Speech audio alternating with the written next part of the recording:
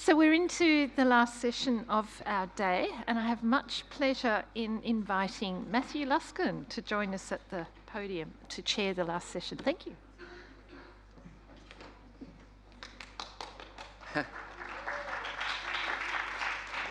All right, this session is on biodiversity stewardship. We have a great lineup. I know 3 of the 5 people personally, and they are engaging speakers with some cool projects. And we'll try to stay on time, so we have a little bit of extra leeway for questions afterward in a conversation. So with that, I'll get us started by inviting Thomas Baumgartl. Thank you.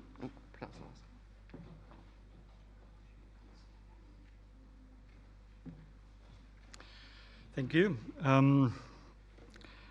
My name is Thomas Baumgartl. I'm from Federation University. I'm professor there at the Gippsland campus, which is in the east of Victoria. And I would like to also acknowledge my co-authors, Singaraya Florentine, Philip Barton, and Willem Filipovic, who is in the audience as well. I would like to talk about the conservation and ecosystem research at Federation University's Arid Zone Research Center at Nanya Station.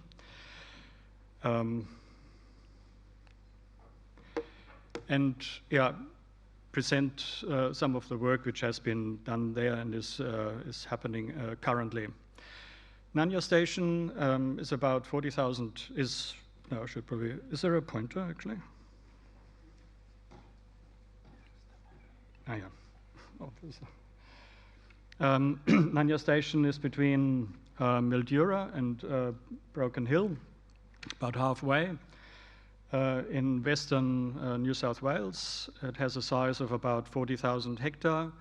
It has been under pastoral management between 1930 and 2004, has been purchased by the university in 2003, and for more than 30 years has been researched around flora and fauna of western New South Wales, and is supported partly by the New South Wales government.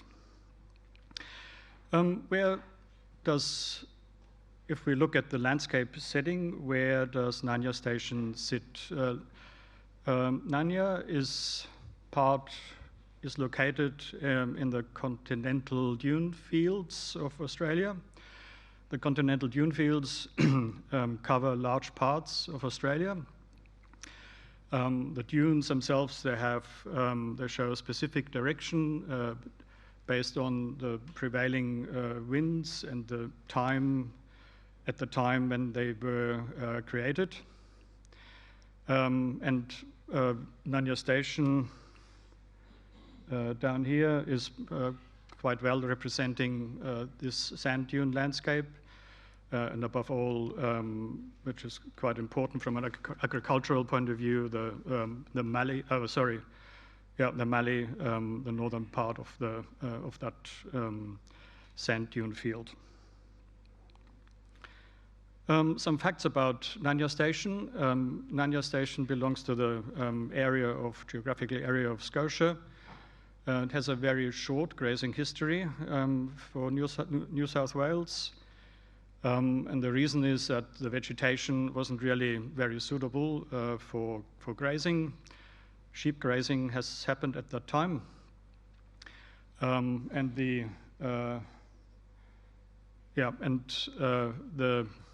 non-viability led to a change of the land use from wool production to alternative land uses, including conservation. Nanya Station is characterized by a high diversity in vegetation. About 22 vegetation communities have been identified, and a number of significant threatened and also protected species. There are some rare communities associated with the natural salt lakes, which you can see here. And there is also that property has also been affected by fires. So there's a number of extensive old growth, critical habitat for several endangered species. Some images of Nanya Station. We have Nanya Station is actually not far away from the site David Chittlebarrow was talking about 150 kilometers northeast of Kalparam, and hence the vegetation looks not dissimilar. So the typical mallee vegetation, Bela woodland. You can see some good grass growth, and we've had a similar observation of what David was talking about, that 2020 it was all very bare, but the last 2 years the La Nina was creating quite a lot of undergrowth. Here, a view of the Salt Lake, and here there's sand dunes. You can see the undulating landscape and a very dense green vegetation. Now that green, dense vegetation in an environment which has about 200 millimeters of precipitation, 2,100 millimeters of potential evaporation feels surprising. And in order to understand how such a vegetation can be established, we were focusing, and I hope it has nothing to do with the fact that I'm a soil physicist, we were looking to better understand the hydrological dynamics of the sandy soils of Nanya. So we started a monitoring scheme of soil moisture, measured water potential and water content. We took some soil cores to determine water retention characteristic, and we have also data from a weather station.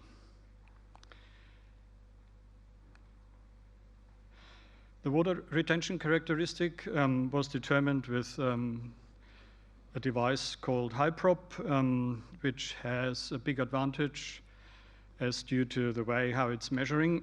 There's a high data density, which you can see here with those large number of data points. And what is also important is that there are data available close to saturation. And that is important because most of water flows will occur at relatively saturated conditions.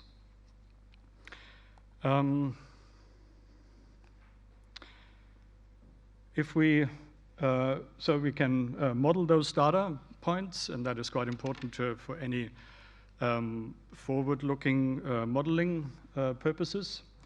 What I've shown here, or plotted here as well, is that range, which is usually defined as the water potential range for plant available water. And you can see that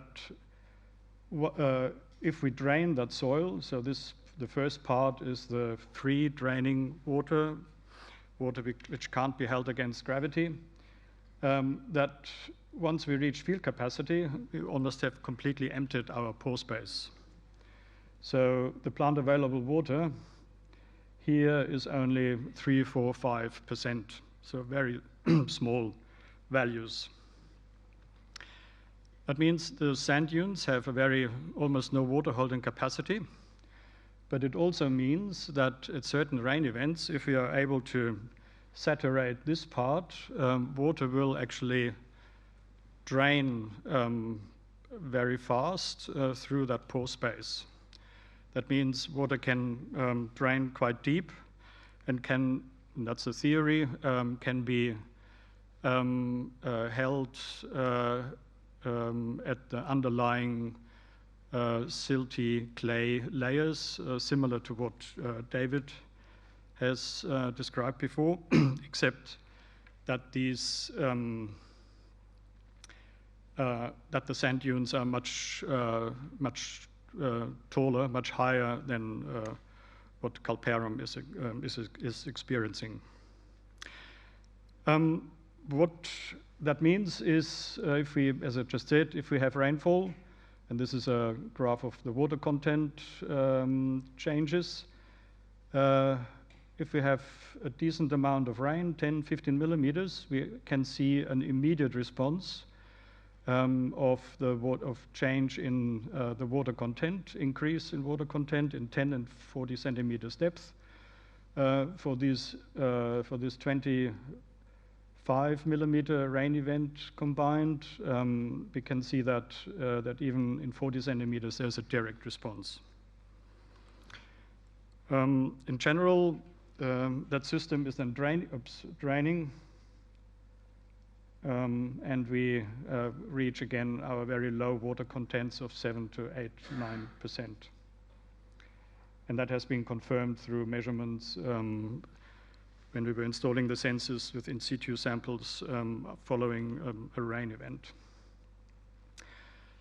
To the conclusions, what is interesting, or what interests us, is that soil moisture dynamic in environments representing large parts of Australia are not really that well understood. So how does water flow through sand actually happen?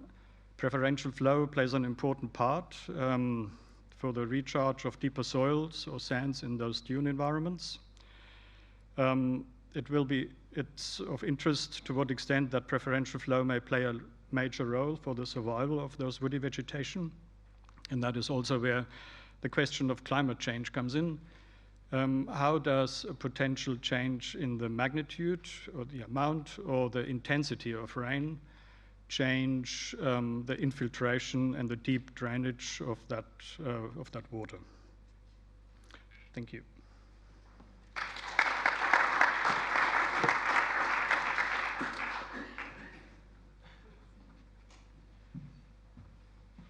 Oh yeah, I can understand what you were saying, Salit. Hello everyone, I'll try and be super quick.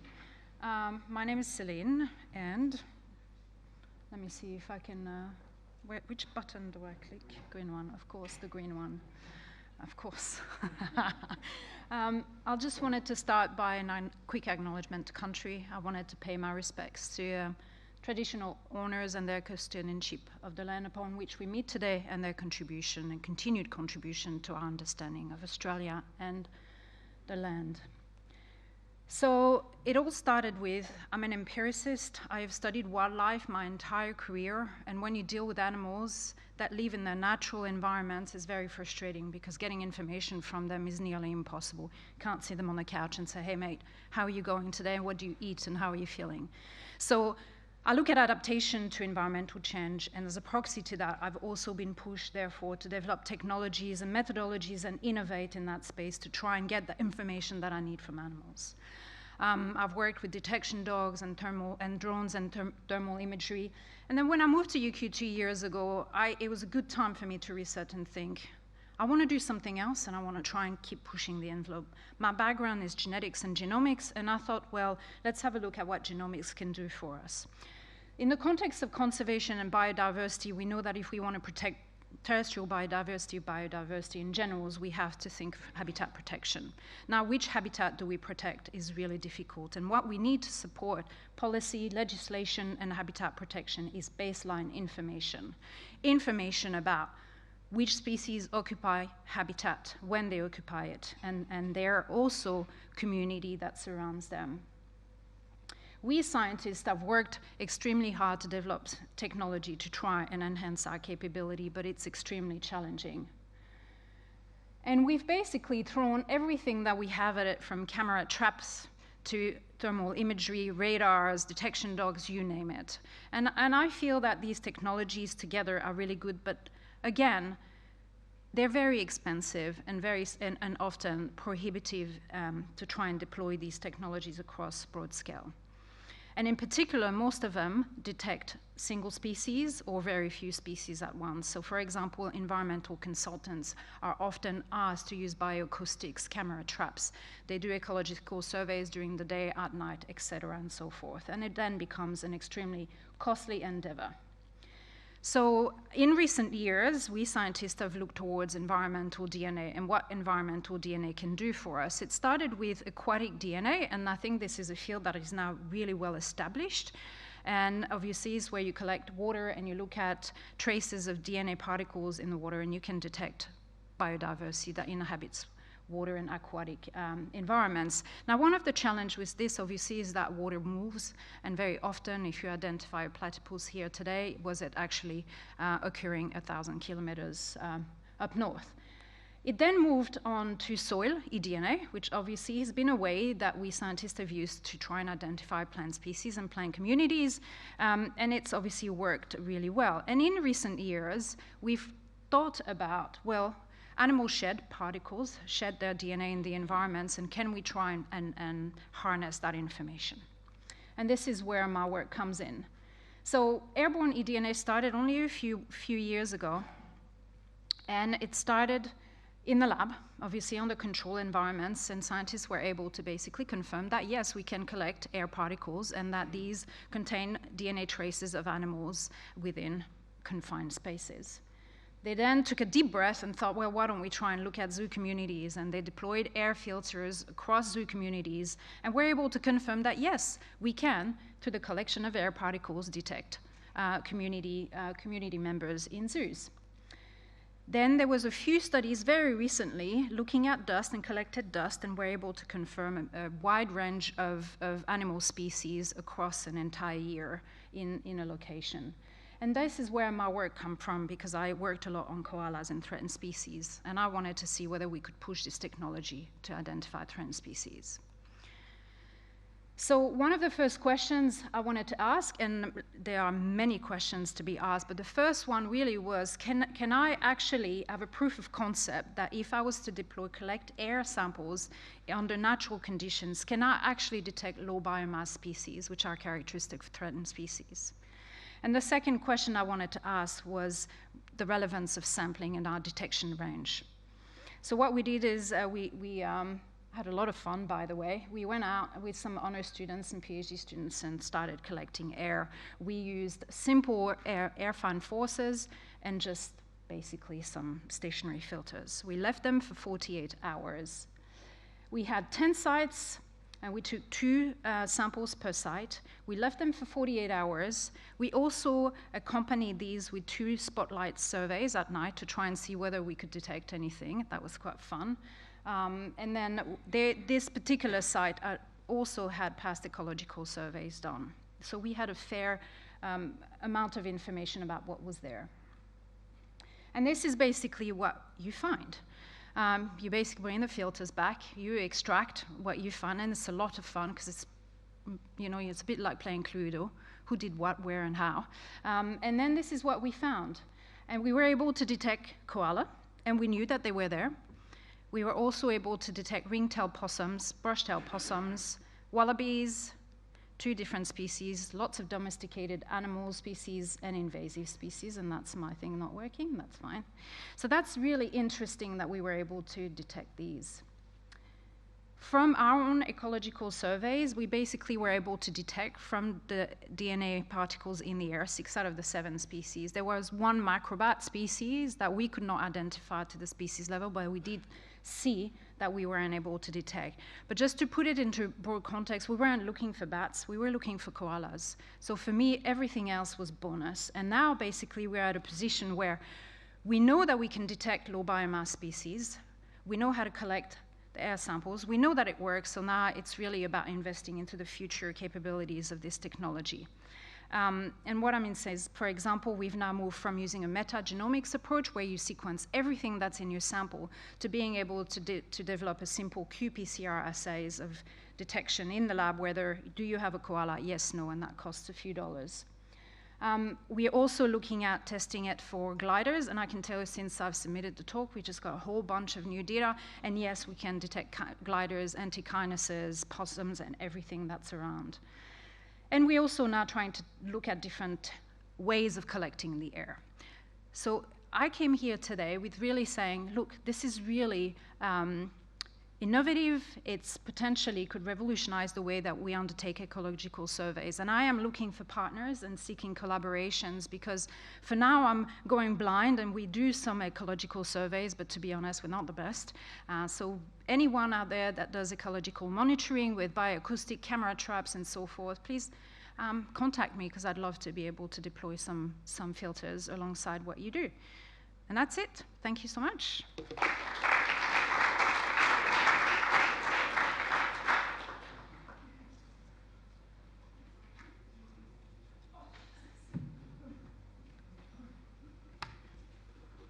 Hello.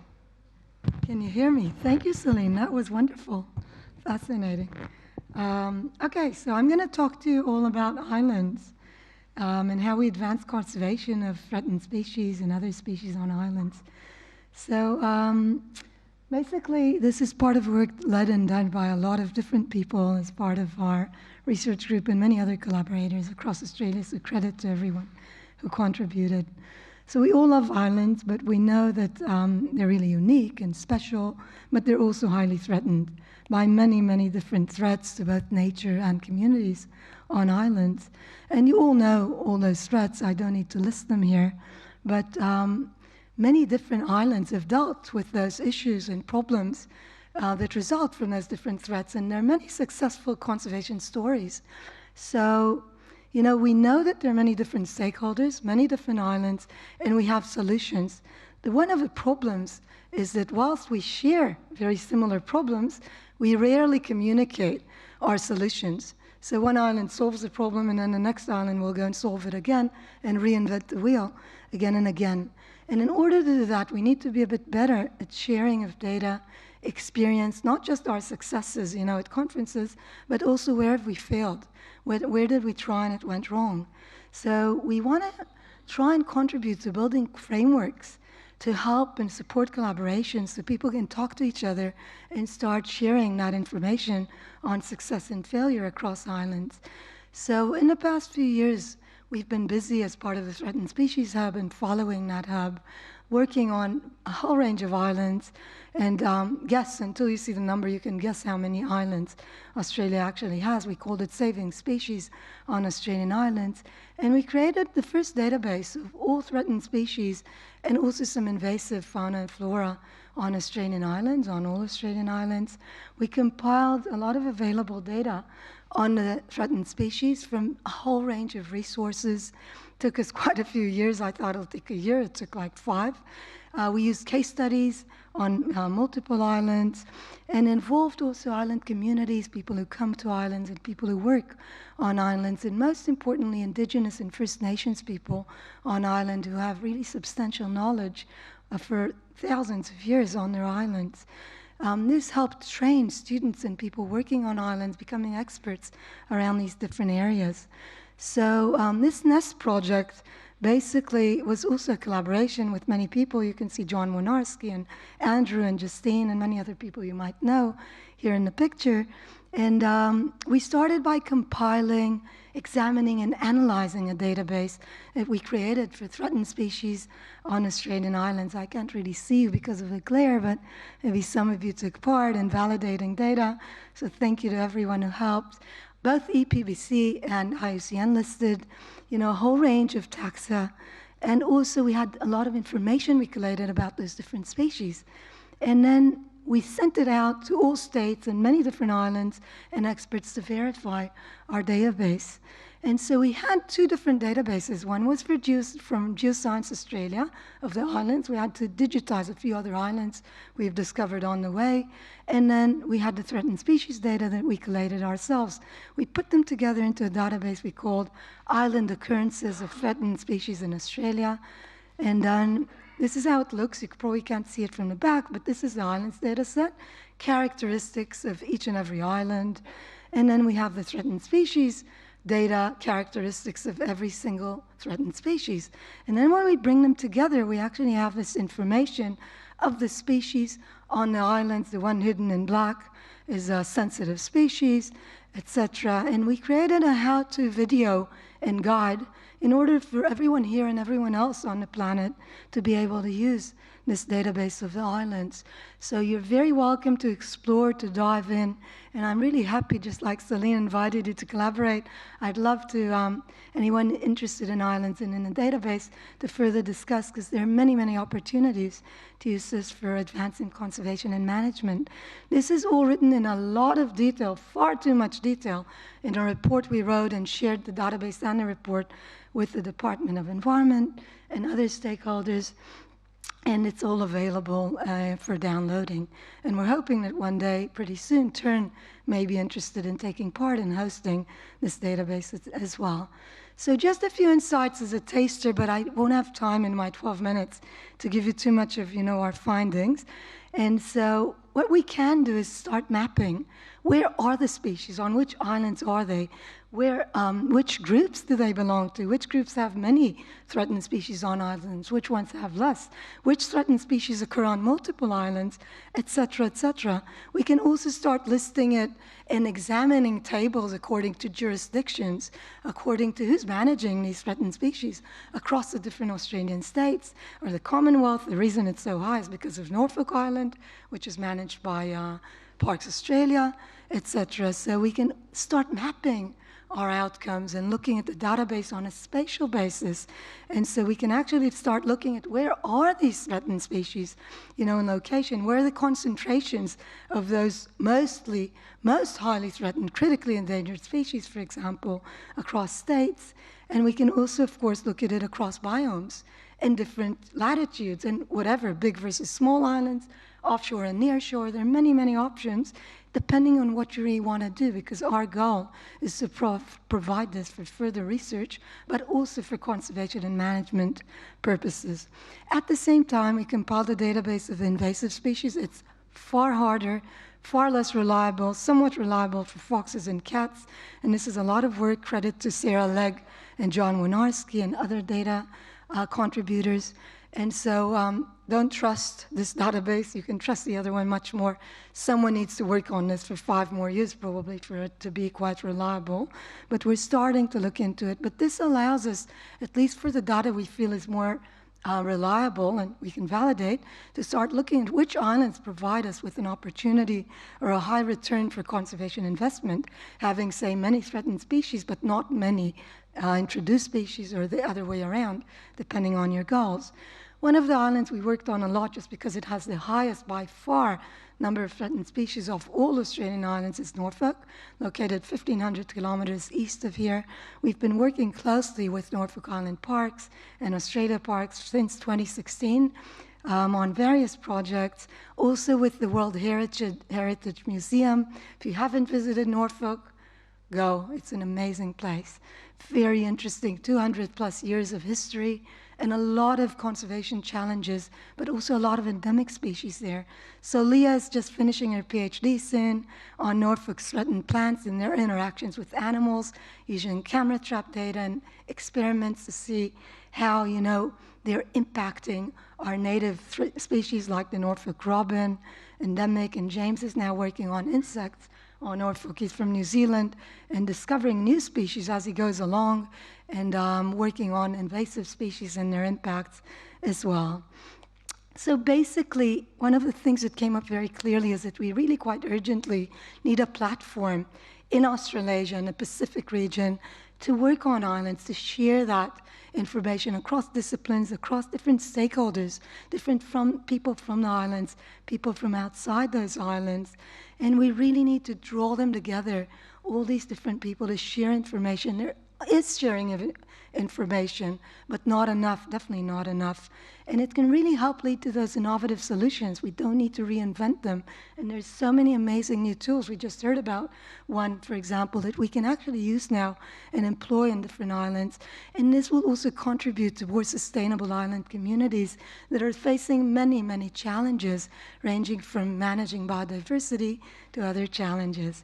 So some of the ideas for platforms, what sort of themes would they deal with, starting with tracking impacts of change, adaptation and resilience, advancing solutions, sharing, training, engaging some of the most important issues we want to deal with, and dealing with the different gaps that we need to address. What scales are we working with? What is our vision? How do we maintain that network of stakeholders? And leadership, which is so important, and governance for those, and of course funding. How do we fund, conservation that actually shares information and maintain that communication across different islands? So some of this we communicated in a recent paper with Andrew Rogers and Dorian Morrow, and we presented that at Island Arcs. That's a conference of people working on islands quite recently.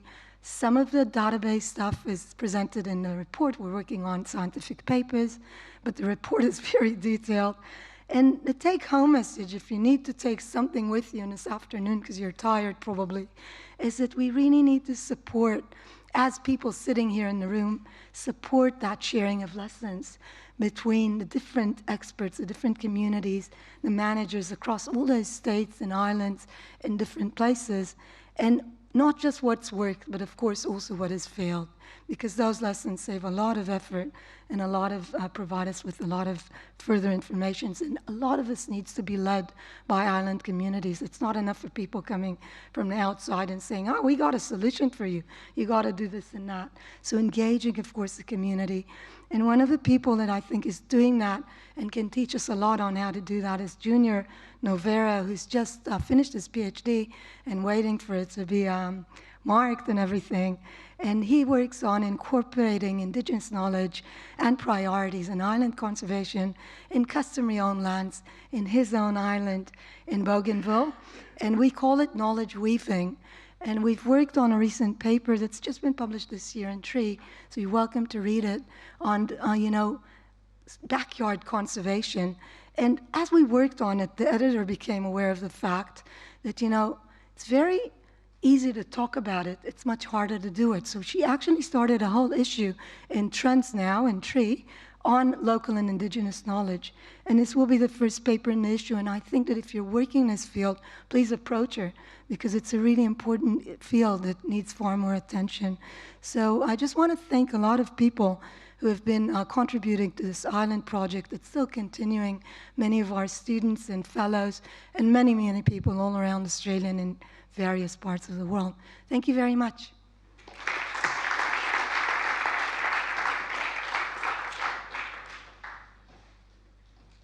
This is my email address if you want to contact.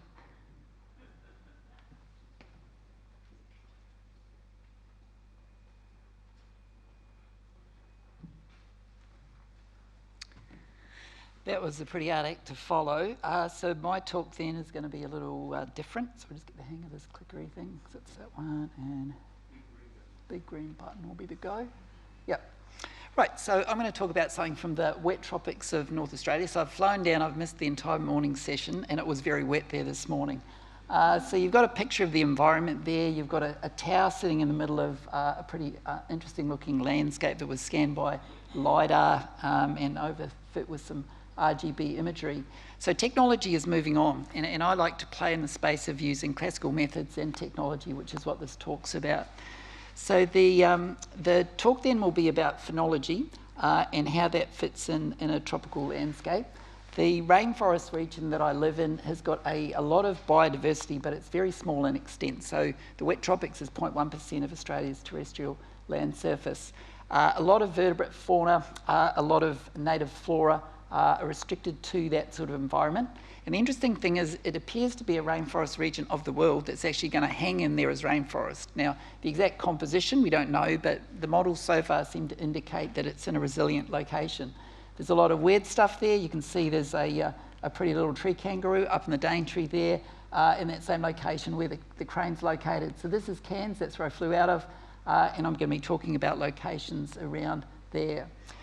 So it's a resilient sort of region with a lot of biodiversity, and I carry out long-term monitoring up there, more by chance than anything else. So I'm a chemist, a synthetic chemist by trade, theoretical chemist, spectroscopist. So I've ended up working in this long-term ecological research area. So a number of us then published a few years back that long-term ecological research needs to be at least 10 years. It needs to be going back and doing repeat measures reproducibly, trying to understand how an ecosystem works. And in terms of what goes on in the wet tropics, these would be the stronger themes that are being looked at. Now, I fly the ILTER flag there just to make sure that everybody's aware that in Australia there's a lot of long-term ecological research goes on. TERN hosted a symposia at ESA a couple of years ago where a number of the players in the space got together, and there's lots of enthusiasm. I'm very keen that enthusiasm stays up and keeps going. So Tim Wardlow's run an LTER site down in Warra for many years as a classic example. So what's been going on in the wet tropics that's been published, and all I'm doing is picking a couple of publications here to indicate some of the significant players and the fact that they're not in the game anymore. So first of all then, we've got the CSIRO long-term plots. So the little insert graphic here has got Matt Bradford, Helen Murphy, and Angie Ford you can never get pictures of.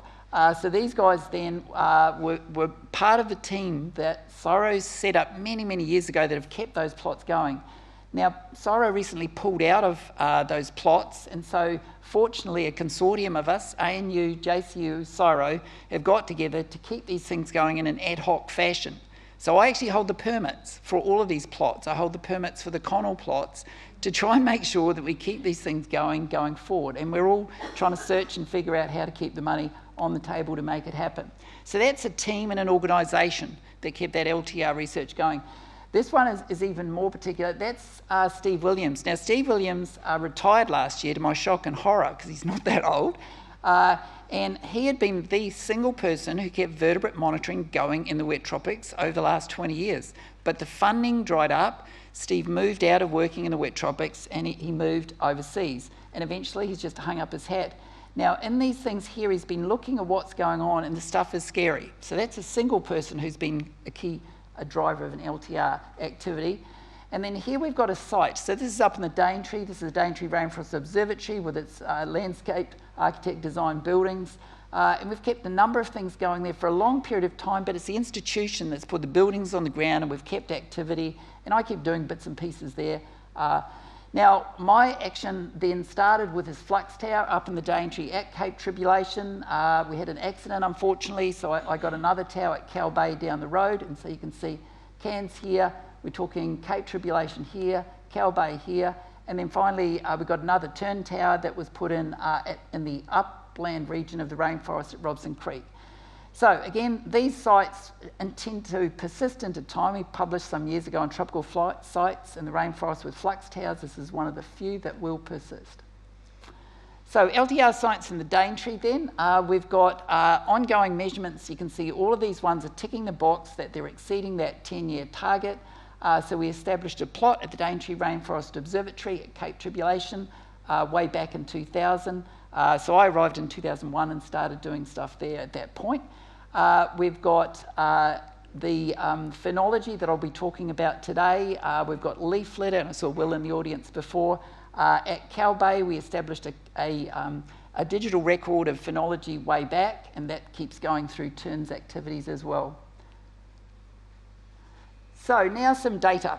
The phenology that we study at the Daintree Rainforest Observatory takes advantage of the canopy crane there.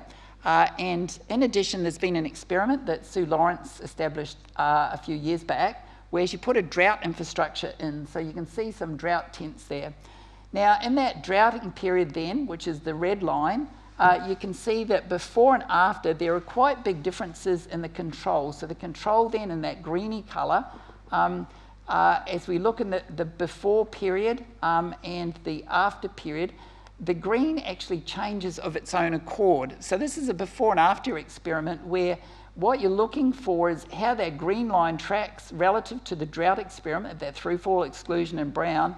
And what we find is that, well, actually you've got to have a big long period before and a big long period after to spot the change. There has been a change due to the drought, but unless you do long-term, you wouldn't even spot what was going on, and that's for an experiment. So it's super important then to have long-term experiments. The community then has changed in fruiting, and then we've got species-specific effects. So we've got these species here, where we've got negative effects of the drought, and we've got this guy down the bottom, so the graveolens, where we've got a positive effect. So communities are sort of a very tricky thing in these very complex forests. You notice the number of species back in that previous slide was very large.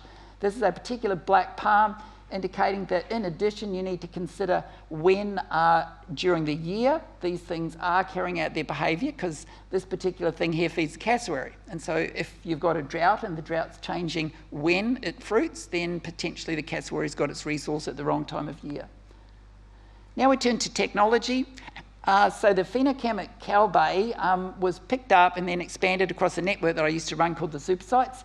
And so The cameras that we started with, the star dots, are still in operation, but we've now moved to these more recent Campbell cameras here.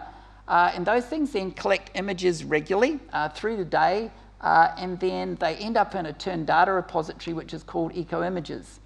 We have then got the TERN data analytics team running some analysis of a region of interest. So this is from the Robson Creek site. And the region of interest then is analysed for what's called the green chromatic coordinate. So we analyse the RGB image and we pull out that GCC coordinate. Now for the Robson Creek Tower then, looking down at that region of interest, we've got a time series here where at the bottom, this is manual observer looking at fruiting.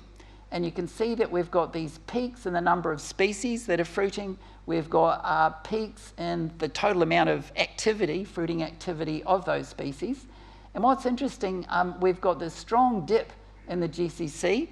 Now that is actually consistent with when there was an event, a climatic event that was occurring at that point, an El Nino event, and consistent with that, we seem to have an increase in fruiting. Like this is at the moment sketched in as maybe it's like a masting event that's happening now in the wet tropics. So in the last one then, you can see here, we've got a similar thing. We've got this big dip in a GCC. This is now at the Cow Bay Tower.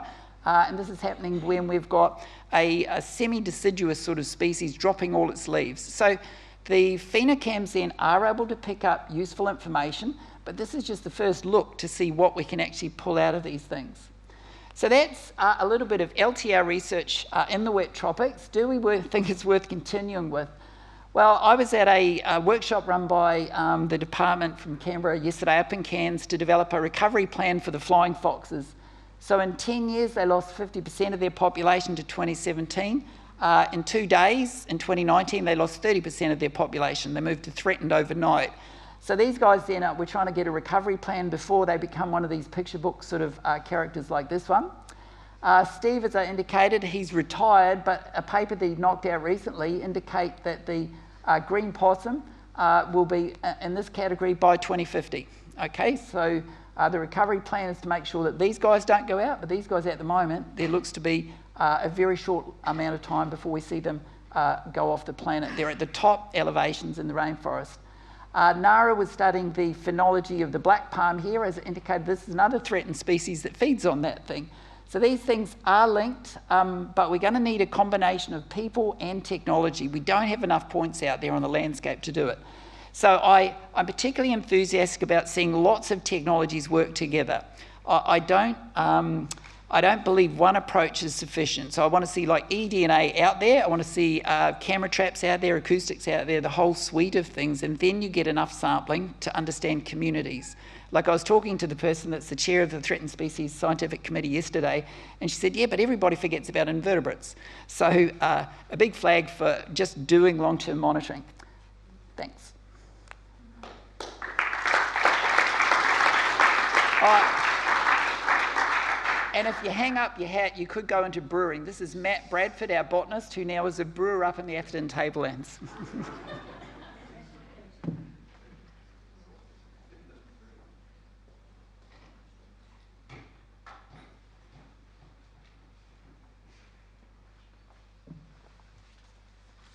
Hi, everybody. So I will be giving you a bit of a snapshot of what we've been doing in the last couple of years, tracking the fitness of wildlife using conservation physiology tools.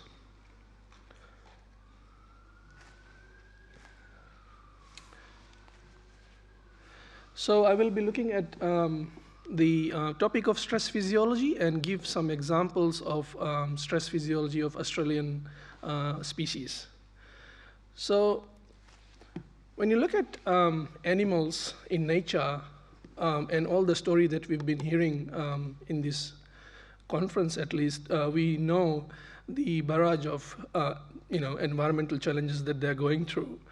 When you look at a marsupial or any living animal, for that matter, they are biologically responsive to the environmental cues. So what we see is there is a synergy between the brain and the body, which then helps the animals to actually achieve homeostasis. Now, on an acute scale, the physiological cellular molecular responses that the animals are fitted with, it's supposed to help them to overcome the stressors. But on the long term, they are self-damaging. Sorry, I don't know what's happening over there. So you've got the acute stress response. Oops, might just go back. Can I go back? I don't know what's happening. So what we see over here is that if you actually continue the stressor, then it will actually lead to negative impacts on the ecology and the survival of the species. So you can measure stress by looking at acute measurements, such as behavior and the performance indicators. I'll touch a bit on the endocrine parameters, and you can also look at chronic stress. And basically, what we see over here is the glucocorticoid biomarkers that's actually present in the blood samples. They can be quite invasive, especially with small animals like frogs and for koalas as well. So what we have done in the last couple of years is looked at alternatives such as fecal and fur-based sampling to measure stress in these animals. So what we have been able to do is by collaborating with ecologists, and that's why I'm here, I hope to have more collaborations, we can actually collect samples such as hair and fur, optimize it in the laboratory by making sure that we are measuring the right thing, and then you can trace the response to every month all the way through to the lifetime of the species. And we've done studies on a range of animals. Here we can see some bilbies at Dreamworld, healthy animals with acute stress response, and those that undergo subclinical stress response. You can see over here, if we did not have the minimally invasive stress profiles, we would not have a clear understanding of what this animal goes through, especially for animals that are being prepared for release out into the wild. We need to look at the physiological fitness, and that's what I'm trying to say over here. With koalas that actually come back from the wild, unfortunately fortunately they're being rescued and they're not dead yet. And then they go through a barrage of stresses in the clinic as well, together with the clinical intervention that is being given to them to help them to recover. If they're lucky enough, they will eventually be released. It all depends on the magnitude of the stress threshold of the animal. Everything has a limit. What we see over here, when you talk about the compromising situation, and that's where my interest lies, in an environmental and ecological scale, the fitness of the animal is completely disrupted. So that acute stress response that we are fitted with to actually achieve homeostasis is actually lagging behind with the stressor that is being input into the animals. So eventually there's a loss of fitness, and you would see more animals dying. So it's been a very sad story for koalas and a lot of our native environment, essentially. And we are in a very dire situation. What we see over here is that when we have a combination of stressors, go back. When we have a combination of stressors, then the survivability chances is even more. It's like having a flu, COVID, and everything all at once, and then your neighbor stresses you out. So having dog attack and chlamydia, you have a very high chance that you will not survive.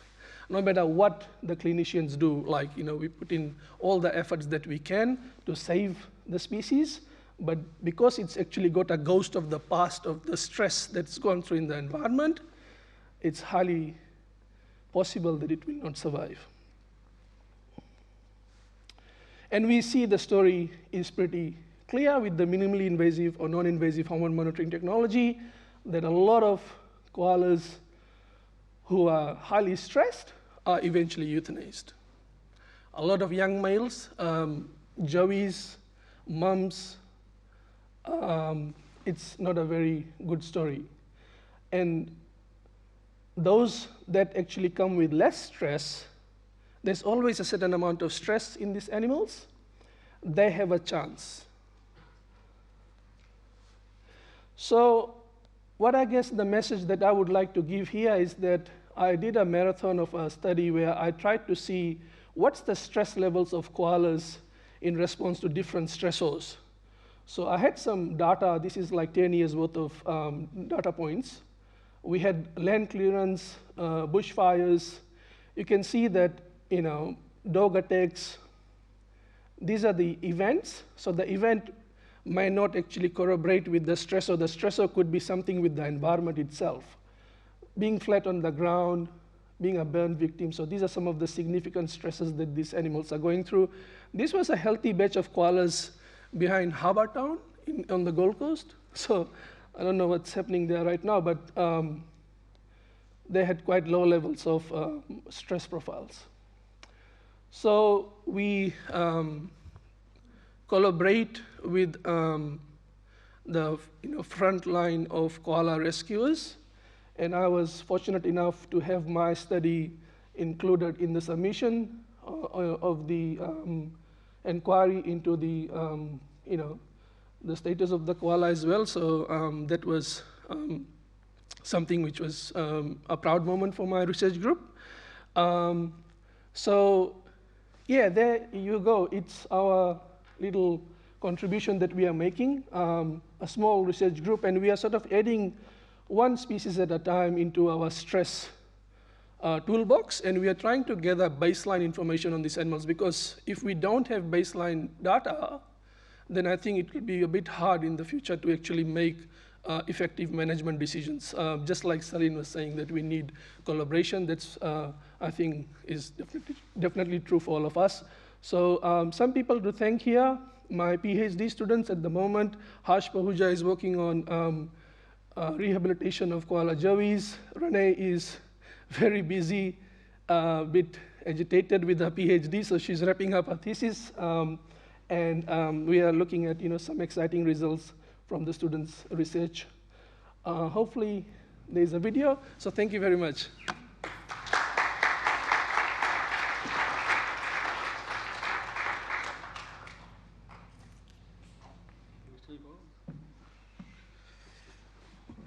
All right, is everyone awake?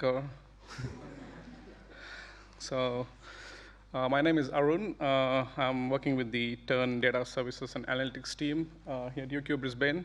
So this is some work that was done during my PhD, mostly looking into the microclimate in the Australian Wet Tropics in the warming world. So it's going back again to the tropics. So before I begin, I would like to take this opportunity to acknowledge the traditional owners in the land in which we have gathered, and also pay my respect to the elders of the land in which my research was conducted. So we all know that the tropical rainforests across the globe are shrinking, and they are less than a third of the global land surface area, and they account for a major atmospheric carbon sink.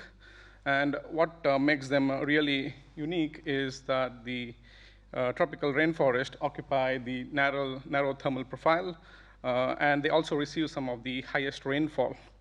And unlike most terrestrial biomes within the tropics, we can see that the elevation is an important driver in terms of determining many ecophysiological processes and also shaping tree communities.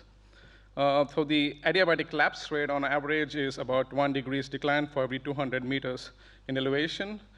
And studies have also found that the temperature profile can change across canopy gradients. So on average, at least 6 degrees difference has been found from the top of the canopy to the bottom of the canopy for a 30-meter tall tree. One such study that was conducted in the Australian Wet Tropics was by Lily in 2021, where she quantified the ant distributions. And in her study, she found that the slopes for the canopy air was generally higher compared to the below canopy as expected. Now, despite a lot of studies scattered around in literature in terms of microclimate, we still do not really understand the climatic profile of what a seed or a seedling in the understory experiences. This is really important because most of the bioclimatic models have been based on the temperature profiles, And this knowledge will actually help us better evaluate and understand the seed dormancy, germination, and sapling growth, especially in intact rainforest in the understory. So what I did as part of my research work, we went about establishing the network of elevation study plots within the Australian Wet Tropics.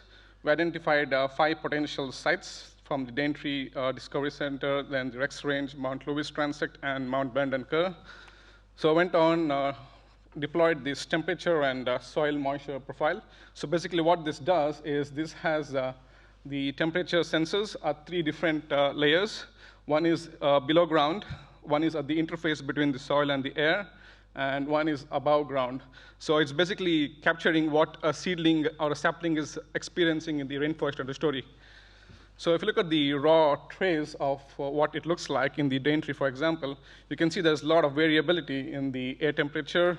And as we go up with elevation, you can see there's a clear separation between the soil and the air. So in the long term, looking at the soil temperature trends, we can see that the slope for air temperature is significantly larger and much steeper compared to the soil temperature. And when we split it down between the daytime and the nighttime, you can also see that the soil temperature generally has a shallower slope compared to the air temperature. Now, for the air temperature, actually, sorry, I already talked about this. So you can see that the slope is at least 6 degrees on average for the daytime compared to the nighttime.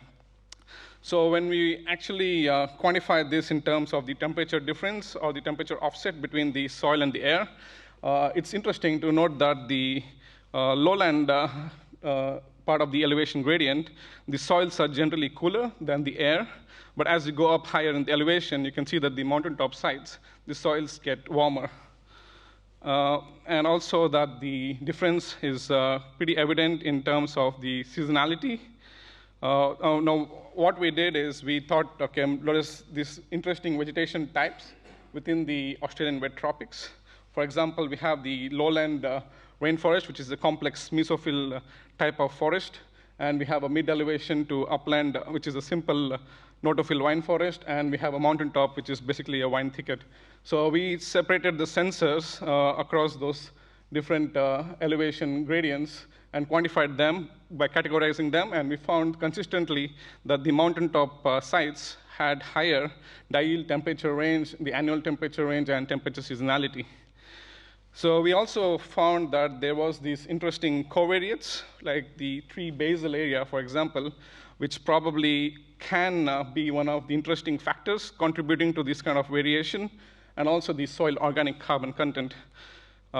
Then we also found that the difference in soil and air actually well paired with the soil organic moisture content, especially given that the mountaintop soils probably is getting much warmer compared to the air. This is because I think the organic carbon is, organic matter content is retaining more heat at the land surface. So the key findings from this particular study, well, it's clear that there is this temperature offset, which most studies do not really capture. And moving forward, I think we need to acknowledge that the soil temperatures in the lowland sites and the mountaintop sites, so people who are working from different species across this elevation gradient should consider the offsets in their models. So this particular data set is available on the data discovery portal, and it's still ongoing, so we plan to release it every year at the moment. And some future work that we thought would be useful is to build some species, the soil temperature maps that can be used for quantifying what exactly the future microclimate would look like in the Australian Wet Tropics. This is something that I'm already started working on in collaboration with people in Prague. And it's going to be a part of the global network of soil temperature maps. So yeah, thank you, everyone.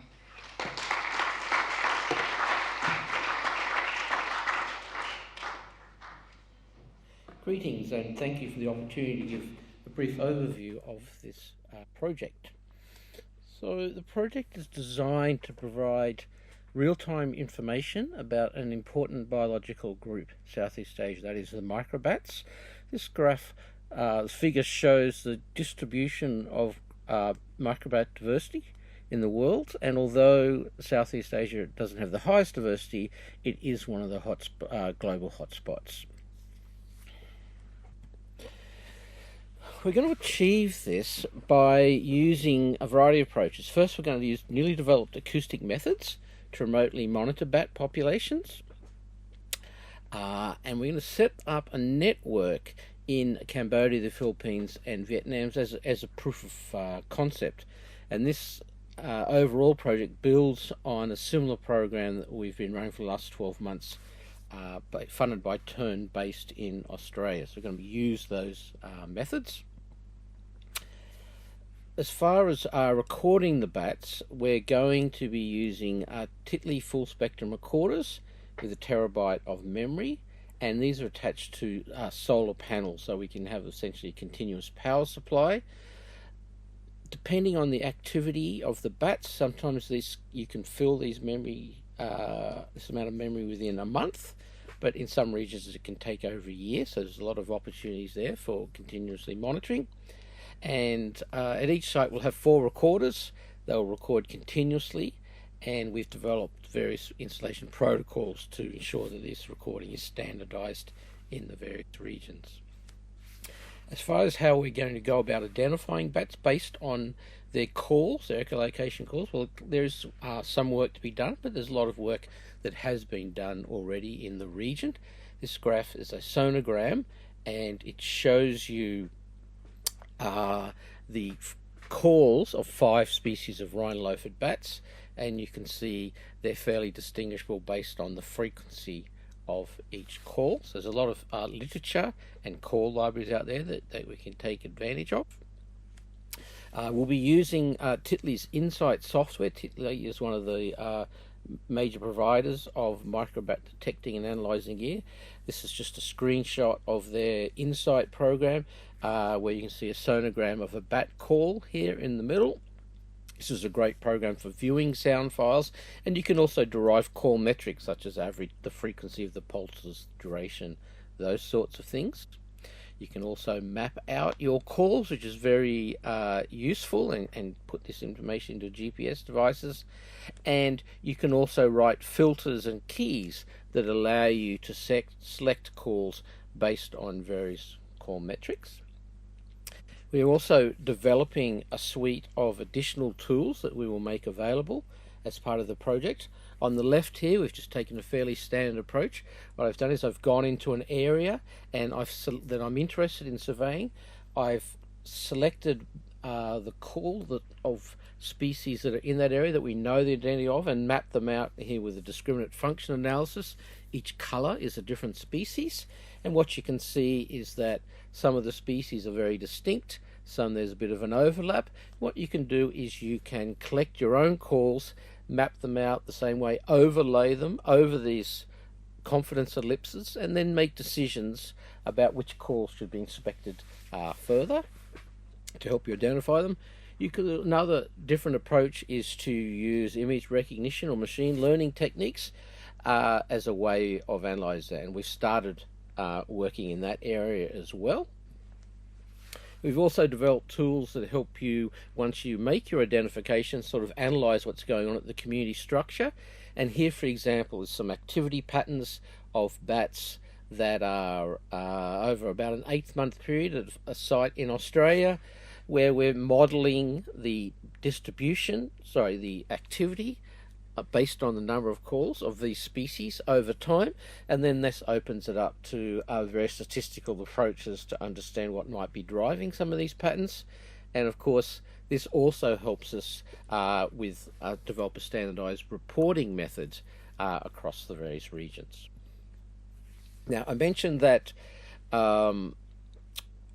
we established this in 3 countries. So when we started this, we put together a grant, we sought expressions of interest, and we received positive responses from ILTER leaders in these 3 areas. So we're going to start there. Now, the leaders from each region will be supporting the implementation of the program and selecting individuals to be involved. We hope there's a good representation of graduate students and early career researchers and NGOs, these sorts of people. And we will be going to Vietnam, where we're going to base the training, probably in January next year, and we'll be running workshops with those selected participants, where we'll be helping people develop their skills in bat call, in the detection, analysis, and also data management. And I'll be participating in that. And Titley Electronics will also be sending some individuals along, and they'll be running some training sessions as well. And we hope that, of course, over time, more countries decide to join. I mentioned this builds on a project we're currently running in Australia.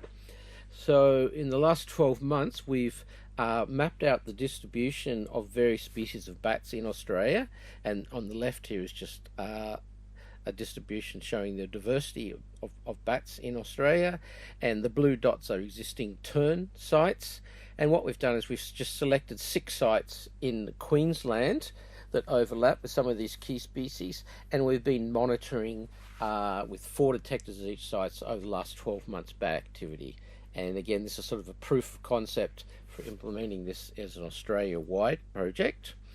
An important part of this is we're going to set up a open access repository for all of these calls that people can access.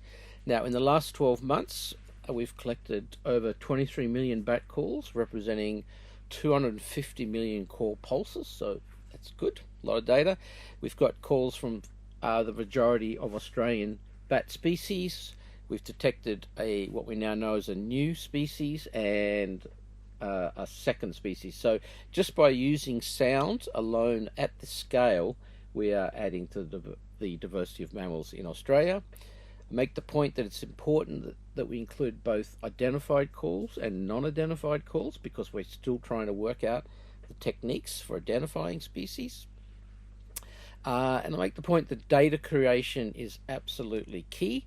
This is 18 terabytes and growing, and because the need to maintain this database is not as trivial, we're going to store this data in the Australian database at this stage, but that is still up to discussion. So I'd just like to end there, and I'm more than happy to answer any questions that you may have at the appropriate time. Thank you.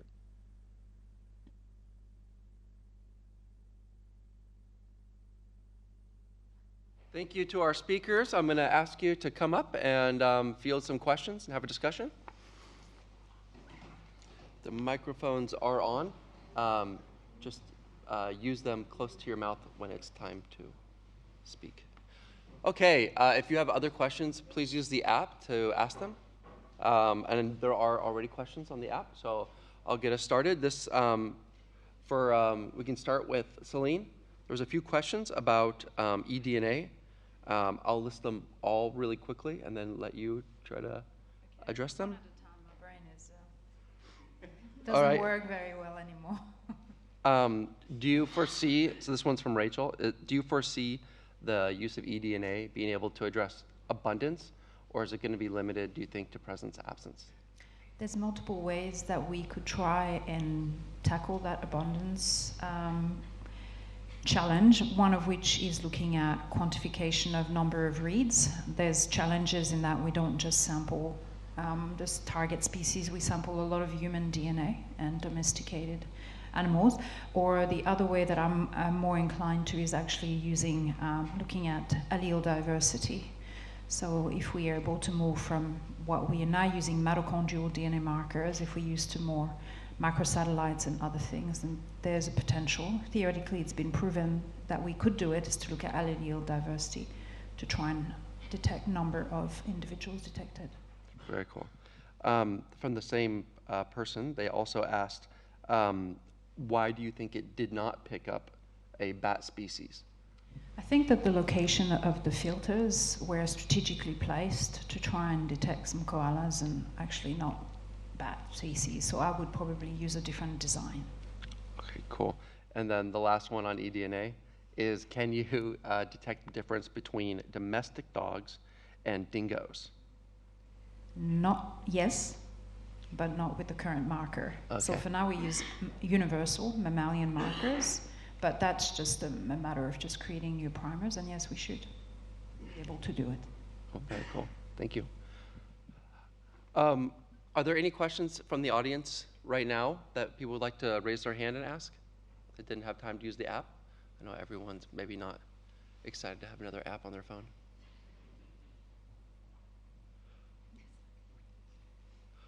Yes?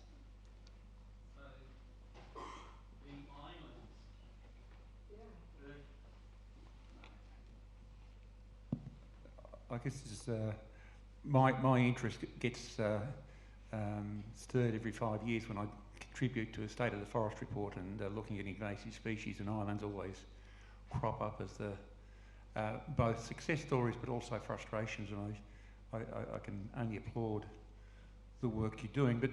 But how do you capture, what's the sort of information you capture in a database or the contextual information to separate the success stories from the failures, and I guess also the effort required to achieve success in some of these island programs of eradication mainly of invasive species? It's on. Okay, now it's on. Thanks for the question. I think it's an excellent question. In our work, we actually created the database. The database was of the species themselves and the islands themselves. So we started in a much earlier point than that, because we never had a database of threatened species on Australian islands. And when I arrived in Australia, say 10 years ago, I came to John Winarski, some of you may know him, and I said, John, we don't have a database. We don't know what's going on all Australian islands. And he looked at me and said, of course we do. We have a database. And after 2 years, I came back and said, John, we don't know what's on the islands. And he said, oh yeah, sure we do. After about 4 years, he said, we don't. Let's do it. So we started creating that database, which took us a very long time. And I think it's really necessary to now move on from analyzing and creating the database to working on actions. What's been done? What are the conservation efforts, managements, in order for us to be able to prioritize action in a better way? Even similar islands like Norfolk and Lord Howe, which are two very unique islands, they're some of the only islands on the planet in that latitude, even they don't share enough information amongst themselves. So I think that's the next challenge, and if anyone has funding for 5 years, we'll work on that. But otherwise, we are trying to advance communication amongst islands of sharing that information. But I can't answer that question yet because we haven't collated that full information set on what's been done and what hasn't been done yet. Great question and great thing to do. All right. I have a question that kind of bridges Arun and Michael's research on phenology. So phenology cues are often driven by very specific climatic things like a drought, right? A certain level of a drought. I wonder, Michael, are you using the climatic data collected at these sites to infer when we might see a fruiting event, flowering events? Yeah, so we're using the climate data, whether the flux stations are located, because they've got good climate data sets. We're actually working on a publication at the moment where we analyse a much longer data set. So we were lucky, there's a Skyrail gondola system in Cairns, if you ever visit, that goes from Smithfield up to the tablelands.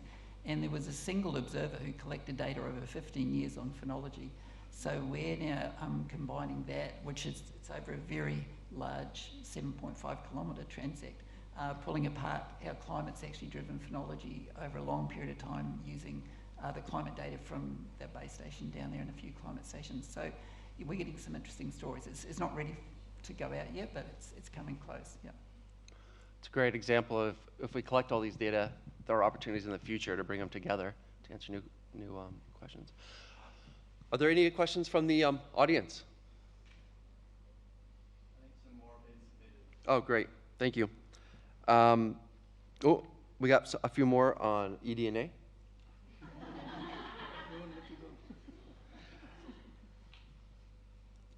Oh, no, sorry. We have one, I think this one's for Simon.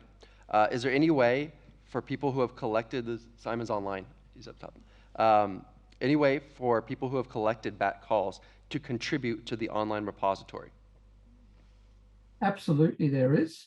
If they would like to send me an email, we're still working on the web page, but if they'd like to send me an email to booz, which is Bats of Oz, so BOOZ, at gmail.com, I can give them all the information. And we certainly welcome calls. There's a lot. As someone mentioned earlier, one of the speakers mentioned earlier, there are drawers and drawers and drawers of data that people have collected over the last decades. And it would be fantastic to make that data available for people. So we certainly welcome contributions from everyone. Great. And there's a follow-up question, Simon, which is your database available online already, or when will it be available online to the public? As soon as the IT people and myself can get it done. So we've got 18 terabytes of data, and we've just got to get it from this box down to the servers. So we're very, very close. And once that happens, we'll be advertising and letting the world know. So as soon as we can, we will get it up and running. Thank you. One final question for Simon. Is it purely acoustic what you're doing, or do you plan to include vouchers or DNA or other bat observations? At the moment, we're just working on the calls, but when you capture, it's very important that we match the calls to species. So there is a component where individuals will be identifying the bats that they catch, they get the calls from, and that will sometimes involve DNA as well. So that we will include that information to ensure the accuracy of the calls, but the primary goal isn't for DNA. But if they're interested in that, there are other databases that they could tap into. Thank you. Any follow-up questions from the audience? Oh, yes, you can ask. So for Simon, there's a small crew of you that work on bats in Australia. You mentioned a protocol. Are you intending to publish that protocol? Oh, well, one of the parts of the components of the TERN project is to work with the one TERN surveying method, and we have been contributing to that. So to try to standardize methods for doing ultrasonic surveys of bats, yes. Yeah, that'll be extremely useful. Another thing is that the US have got a big program on bats. How does that protocol sort of link across to what's being done overseas? Well, when you look at the size of the databases, they're relatively small compared to the 23 million we've got. In the US, they're much more formal in terms of the techniques you use that conservation managers need to use to identify bat calls and process them. So that's good. So there's the opportunity for that to happen in Australia. One of the major problems we have in Australia is that we still don't understand the diversity in bat calls enough to be able to identify all the species that we have. But hopefully this database will get us in that direction. Thank you. All right. Hand it over to Beryl. Thank you, speakers.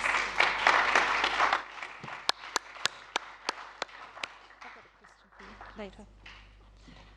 So we are pretty tight on time, so I won't drag this one out, but I have three things for those that are in the audience, if you don't mind. First of all, they all require your participation.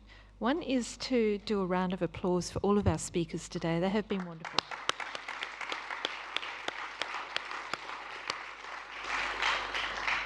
Second one is a round of applause for all those chairs of sessions who went through the terrifying task of trying to corral the speakers. So, thank you. And the last and the loudest one that I want to hear is a round of applause for yourselves, all the people here today in person and all the people online. You'll have to do patting on the back, but a round of applause for yourselves. You've been fantastic. Thank you. Tonight is a free night to go out on the town and do what you want to do, but we expect to see you back here tomorrow. Thank you.